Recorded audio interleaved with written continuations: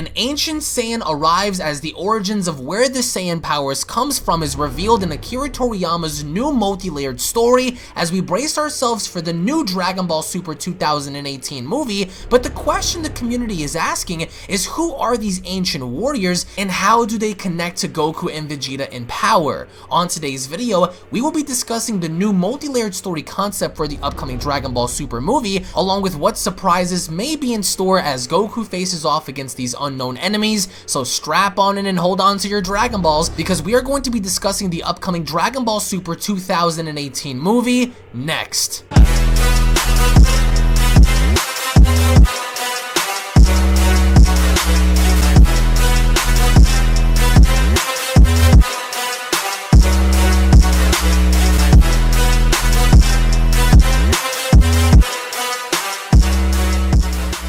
If you are new to this channel and enjoy what you see, then don't forget to punch that subscribe button and turn on all notifications by clicking on the bell icon to receive new and daily content on your mobile devices, desktops, and services that I provide, along with following me on these social media platforms to stay connected with me at all times. Thank you so much for your continued support. Now let's begin. There is a new villain set to appear in the upcoming Dragon Ball Super 2018 movie, and with Akira Toriyama having to center its story around a multi-layered structure, the question on everyone's mind is, what is going to be the overall direction the upcoming movie goes in as we reintroduce both Goku and Vegeta alongside a plethora of new characters. As joining me here today to discuss the upcoming Dragon Ball Super 2018 movie is my good friend Super Saiyan Paul. Now Paul, this upcoming movie has already been confirmed to have a multi-layered story that stems from the past into the present and potentially into the future. So what I wanted to ask you here is, what are your overall thoughts as to Toriyama writing such a convoluted story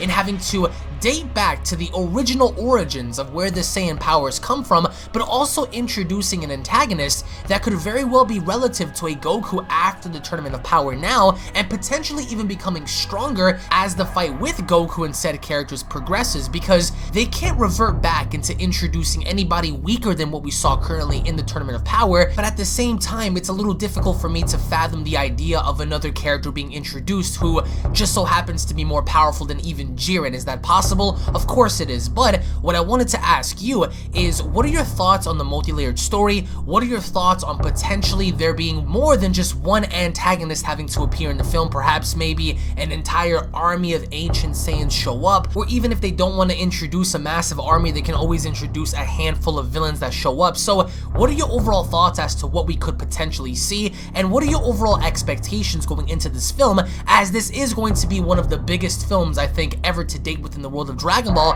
and having to center itself following the events of the Tournament of Power? What I see happening here is like what I predicted before, is that they mentioned the origins of the Saiyans, and with that being the past storyline, like they also specify here, like the past and present storyline, right, they're gonna find a way to bring something from way before I think they even migrated to planet Vegeta, and then they're gonna tie it into where Dragon Ball Super left off, because they stated that this movie can take place after the end of the Tournament of Power. Right. So something tying in from the very beginning of the Saiyans to now is what's going to happen here. And we knew that they had to continue with the present storyline, because that's where Goku and Vegeta is, and it's a Dragon Ball Super movie. They are the key to marketing everything, so they can't leave them out.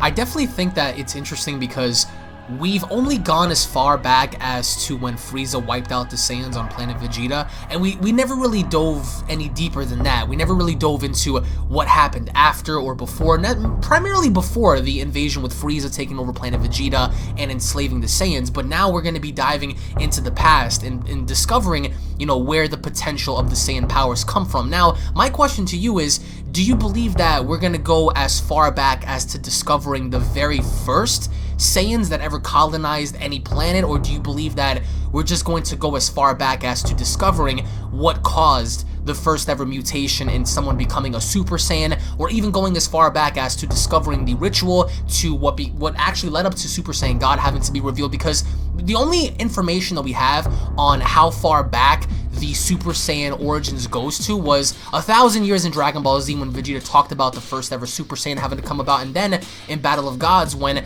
they referenced the first ever Super Saiyan God that existed, and suddenly he just vanished. Now, of course, that was retconned in the anime aspect in comparison to the movie, but where do you see the story in terms of them diving into the origin, of the Saiyan powers? Do you believe that it's going to predate all the way back to the very beginning when we had the first colonizers, the first Saiyans be introduced, or is this not going to go as far back, but instead it's going to introduce an individual who just so happened to be the first of his kind to discover that kind of power?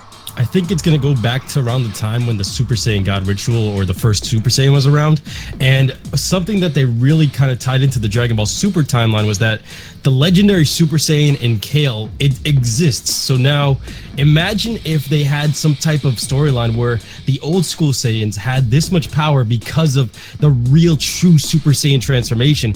And on top of that, if it was coupled with God energy, what would that amount to? Because Kale, she outputted so much power in just the legendary Super Saiyan transformation. And let's not forget, Vegeta even told Goku to be careful because this is what the original Super Saiyan form may look like. This might be what a true Super Saiyan looks like. And of course, that predates all the way back to Broly. When Broly was around, even though that's non-canon, we saw when Vegeta talked about the, first ever legendary Super Saiyan, and the fact that they referenced that with Kale, for all we know, that particular transformation could be what stemmed from the original. As an example, what we saw from Kale might be, what a true Super Saiyan looks like, but then, over genetics or over a long period of time due to genetics, we saw how it altered into the golden form that we see now. But I just think that you're right. I think that they might go back and explaining more about Yamoshi's story, because that's the only character that we know of, according to Toriyama, that had any information as to, who the individual was and, what he had to do during that time to stay alive. But this unknown Saiyan, it could be Yamoshi or it could not be. I don't think it is, because if there was any sign pointing towards Yamoshi, we would have seen it by now. However, what I also wanted to ask you is, I don't think, in my personal opinion, that whoever this Saiyan, ends up being, I don't think he's going to come alone. I think that, as we heard about back in December, there's going to be a great war. There's going to be a great battle. And I think that whoever this person is that ends up showing up to fight Goku, he's not going to come alone. I think that whoever this individual is going to bring, comrades, allies, an army perhaps, in, his quest in achieving his agenda. But I don't know if you feel any differently about that. What are your thoughts on this individual Saiyan having to be the only one of his kind to arrive and fighting Goku? Or do you believe that they might sway away in introducing more than just one antagonist? See, they have a bunch of routes they can go with this, and one of the main routes that everybody's speculating on is that this is Yamoshi, this is the grand battle of anything, but I don't want it to be like that, because like you said, they're restarting the show with this because it's a brand new adventure, and if this was a disciple or something of someone else, that would be so much more grand, because that future-proofs the series, and it's like almost we're diving into another Saiyan arc. Like, we started Dragon Ball Z with the Saiyan arc, and now we're diving back into it with the ancient Saiyans, or the true legendary Super Saiyans, which would make sense, because if you look at the elements here, legendary Super Saiyan God, ritual transformation, and then bringing back maybe a character like Yamoshi or something from the origins in its full rawest power before, like maybe the bloodline or whatever kind of diluted the transformation downwards, and then now it's only being brought back up because of Goku and all of them. There's a lot of elements for just bringing the past back to the present and revitalizing a whole new saga around the Saiyans, which is probably the best selling point for anything, especially if there's going to be a war.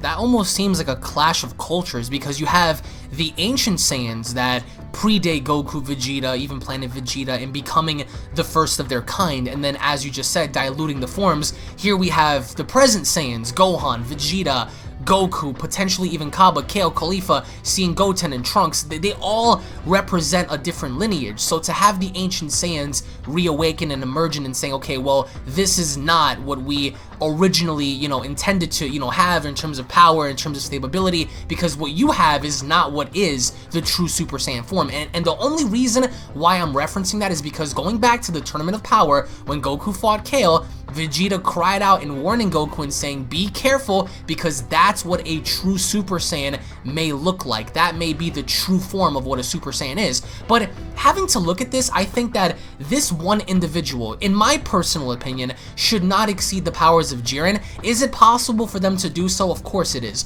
But then that would also mean that Goku would need to tap back into Ultra Instinct or achieve a higher level of power to fight such a competitor. Now, I don't think that may be the case. However, I think that what this person may end up doing as a singular fighter is definitely push Super Saiyan Blue Goku to his breaking point, but I'm not so sure if he's gonna dominate Goku head and shoulders to where Goku needs Ultra Instinct or something like that, because as of this recording, we have no official information or any sort of trailer that shows us anything more than what we already know now. But as I went back and I asked you, do you believe that he's going to come alone? And if he does, how strong would he be in facing potentially everybody? Or if you don't believe that's going to be the case, do you believe that he's going to assemble some sort of an army, or maybe just arrive with a few comrades, just as we saw Vegeta come with Nappa? Do you believe that he's going to come alone, or is he going to bring a squad with him, and thus seeing not just one fight with him and Goku, but also seeing Vegeta branch off and fighting somebody else, and then seeing Gohan branch off and fighting somebody else? What are your thoughts on that? I would really like that, but I'm not necessarily sure if that's going to happen, because they kind of already did the Resurrection F, and I feel like if there was going to be a war, I think it would take place in the past, have that build up whatever character we see in the movie, and then in the present timeline, we take on whoever this guy is, whoever they built up with.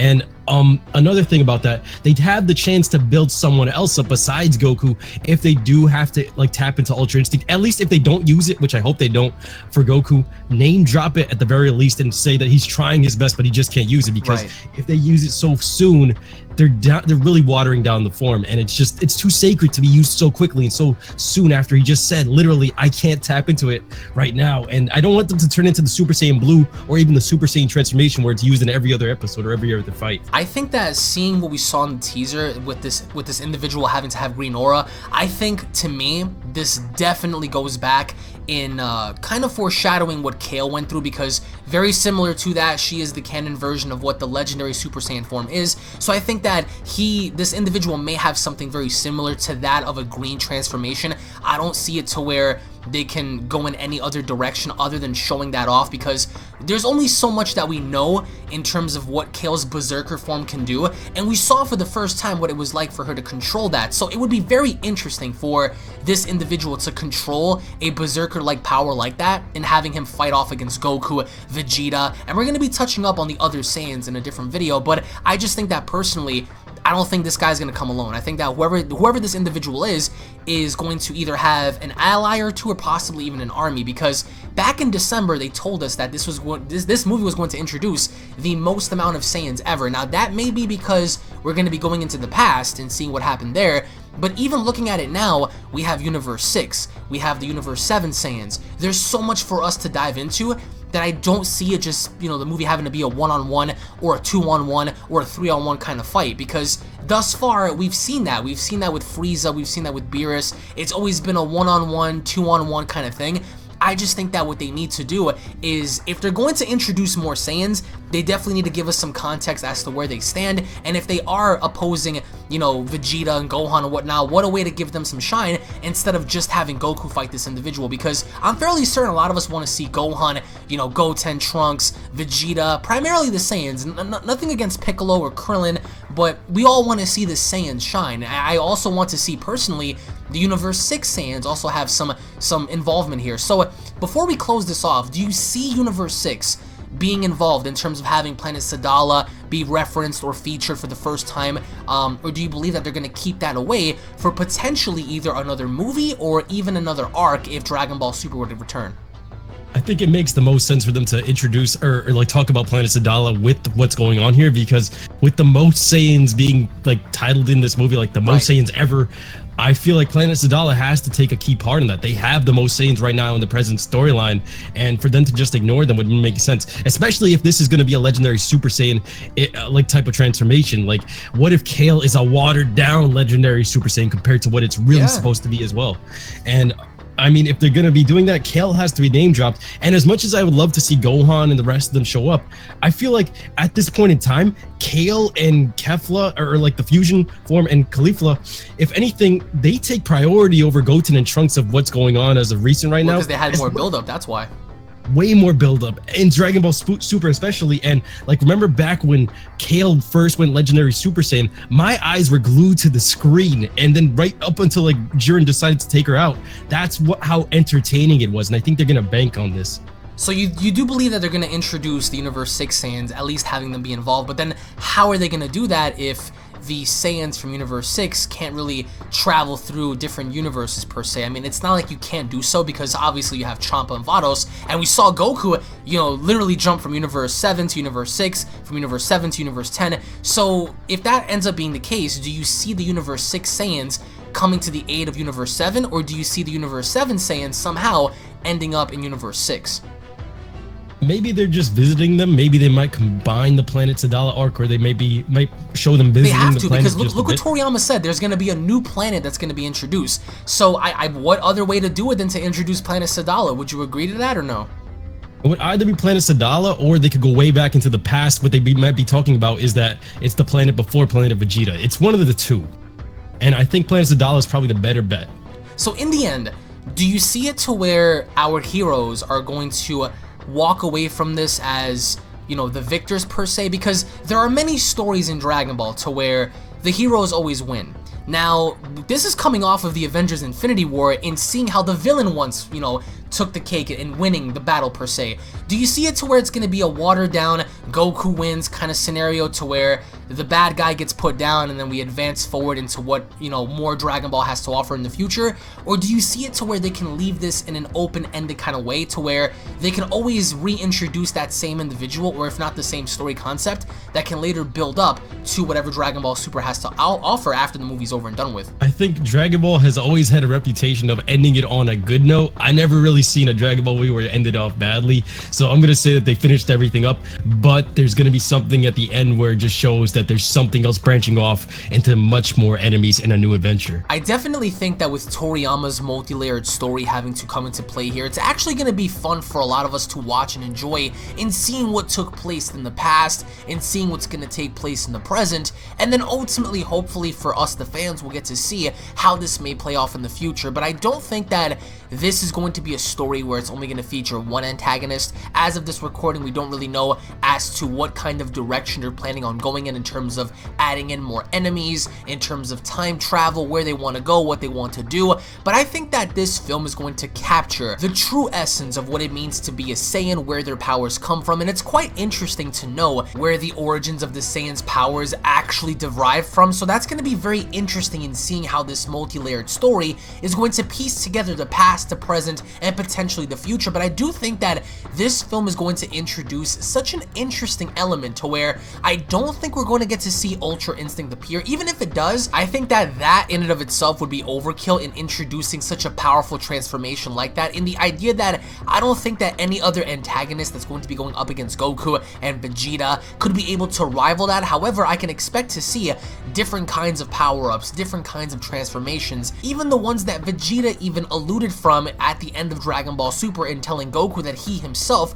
was going to come up with a method in achieving a power even higher than Kakarot. So is it possible to do so? Absolutely. And the potential of the Saiyans at this very point in time seems to be almost infinite in nature, given the fact that we've seen Super Saiyan 1, Super Saiyan 2, Super Saiyan 3, in GT, Super Saiyan 4, in Super Saiyan God, Super Saiyan Blue Kaioken, Super Saiyan Blue Evolution, Imperfected Ultra Instinct, and then Mastered Ultra Instinct. Not even having to count the Ozaru transformations, there have been so many transformations in nature that it wouldn't really surprise me if they introduced something even higher than what we saw currently in Dragon Ball Super. However, I want to know from you guys down below as to what your overall thoughts are on the multi-layered story, as to what kind of an antagonist do you see approaching Goku, and in terms of the origin of the Saiyan powers and where it originally came from. Let me know down below as to your overall predictions as to what you expect from the film, and in terms of what Goku can achieve, and in terms of what Vegeta can achieve,